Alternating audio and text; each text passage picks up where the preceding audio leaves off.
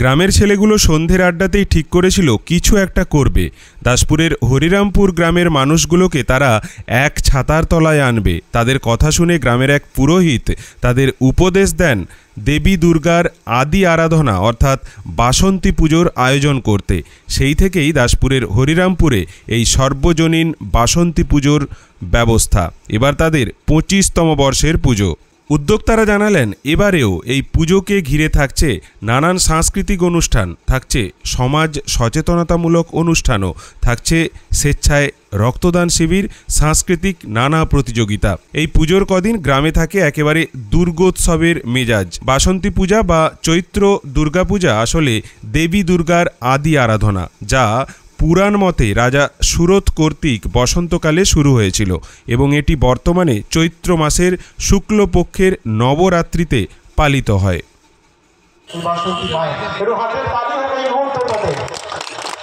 নমস্কার, আমি এই বাসন্তী ক্লাবের সভাপতি।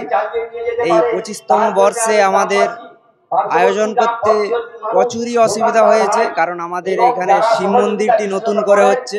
তার জন্য আমাদের এই ক্লাবের যে সদস্য সব ছোট ছোট বাচ্চা বললেও হয়, বাচ্চাদেরকে নিয়েই আমরা পুজোটা করছি।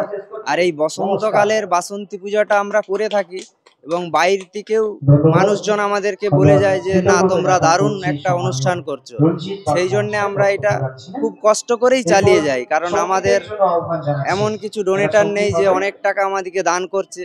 কিছু কিছু টাকা আমরা অল্প অল্প না, বাসন্তী পূজায় ওইটা আমাদের আমরা জেনেছি আমরা ওই সহযোগিতাটা পাচ্ছি না, যাতে ভবিষ্যতে আমরা ওইটা পেতে পারি। আমরা প্রশাসনের কাছে আমরা একটা দরখাস্ত দিয়েছি এই পুজোর সহযোগিতার জন্য অনুদান। আমরা এখনো তার কিছু আমরা রিপোর্ট পাইনি।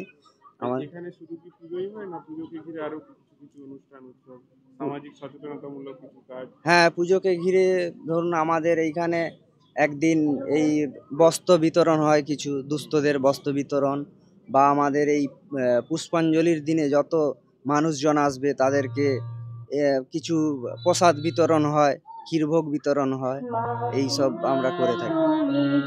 আমাদের এই বছরের পরিকল্পনা আছে রক্তদান শিবির করার। আমাদের দুর্গা পূজার মতো সপ্তমী, অষ্টমী, নবমী, দশমী এই 4 দিন আমাদের প্রোগ্রাম থাকে। যে সোশ্যাল এই বাচ্চাদের প্রতিযোগিতা, নাচের প্রতিযোগিতা, গানের প্রতিযোগিতা, এইসব আমরা করে থাকি। হ্যাঁ, আমরা একদম সাংস্কৃতিক, এটা 25তম বর্ষ।